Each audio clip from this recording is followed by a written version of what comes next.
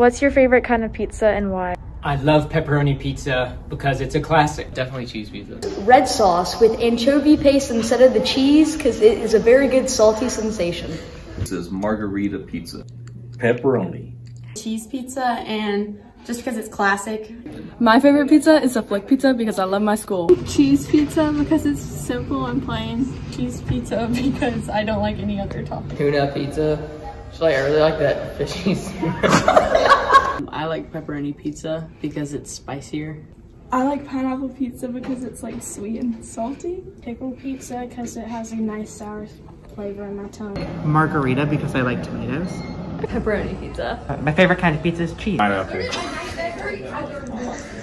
Pepperoni. Hawaiian pizza. Pineapple. Mine is cheese because it's creamy. Good morning, Stratford. I'm Rachel Toon. And I'm Rania John. Today is Wednesday, February 9th. It's National Pizza Day. Happy birthday to senior Anna Mincy, Coach Cater Pierce, and lower school teacher Miss Susanna Whitehead. Here is today's weather forecast. Today's menu in the Princeton's Robinsey cafeteria is chicken tenders, steamed corn, creamy mashed potatoes, cheeseburgers, and cheese tortellini with revved marinara. SLB will be doing a new date wall for Sadie's that will go up on the SLP bulletin board starting today and will be taken down on February 18th. Even if your date is the same, please sign up for the new date wall. The third annual SLB Pink Out for Breast Cancer will be next Monday, February 14th in honor of Valentine's Day. Upper school students can wear pink or red shirts and jeans for $1 or more donation to United to Pink. There will be a Spanish club meeting today during break in the Cantrell cafeteria. There will also be a French club meeting today in Stephanus during break. Peyton Lovett is organizing a donation drive for the Methodist Children's Home. Donate dress clothes to Peyton Lovett or drop off donations in the cardboard box in Mr. Earl's room. Contact Peyton Lovett for any further questions. peyton.lovett@apps.stratford.org. Today is the anniversary of the Great Snow of 1973 when a record 16.5 inches fell in Macon. The gazebo interviewed upper school math teacher Mr. Griff Etheridge and director of ASAP Miss Betty Ann Jennings about their memories from that day. My roommate and I at the time had dates to go to a party that night. His girlfriend was in Jackson and we had to go there and pick her up. So we left the apartment about 5:30. It was a light snow, but we weren't worried about it. Well, we got to Jackson fine and picked her up and turned around and started back, and it was still snowing. It was getting a little heavier, harder to see. And we got just this side of Forsyth, and all of a sudden the traffic was just stopped. We couldn't go anywhere, and we were just kind of sitting there. The traffic didn't move. We sat there for probably 5 or 6 hours. It was after midnight. We could forget the party.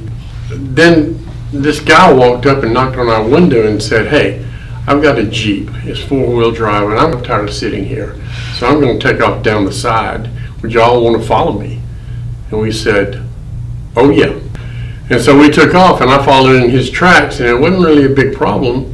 But he was getting off at 475, and I had to continue on 75 into town. And as I continued, and he left, I was having to make my own tracks. The snow was probably 2 feet, 3 feet, whatever. It was getting bad, and the snow would creep up my hood on my Volkswagen, and we'd have to stop and get out and clean it off. And when we came off of 75 onto Spring Street, there was no traffic anywhere. Nothing was moving. Of course, by this time it was about 4 in the morning. And I lived in an apartment on Gray Highway, and we got there and started to go up the driveway. It slid back down. And so we parked beside the road and walked to the apartment. It was about 4:30 in the morning. Wow. So it was quite an adventure. So Miss Jennings, what do you remember about the snow of '73?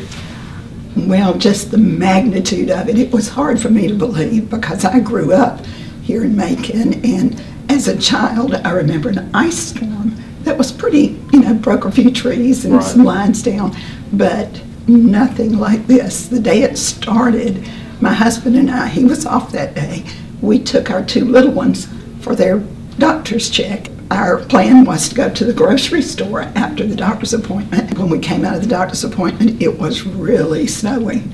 That was on Friday morning. My husband said, "We'll go to the grocery store later. Let's just go home."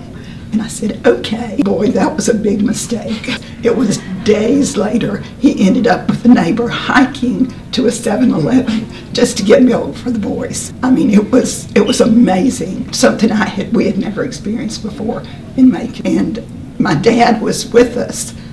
They were building a new house, had sold their house in St. Simon's, and he was out shoveling snow. He couldn't go to work. The second day, he realized that he had lost his wedding band and was just very upset.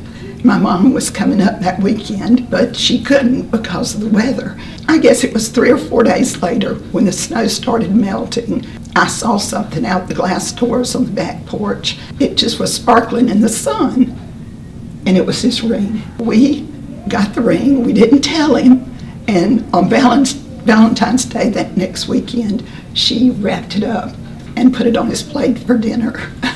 So it was exciting to find the ring. He was relieved, and we survived, we lived, but during that time it was a hardship with 2 little ones. We were pulling things out of the freezer that we probably shouldn't have cooked, but we did, and we survived. Have a wonderful day, Eagles.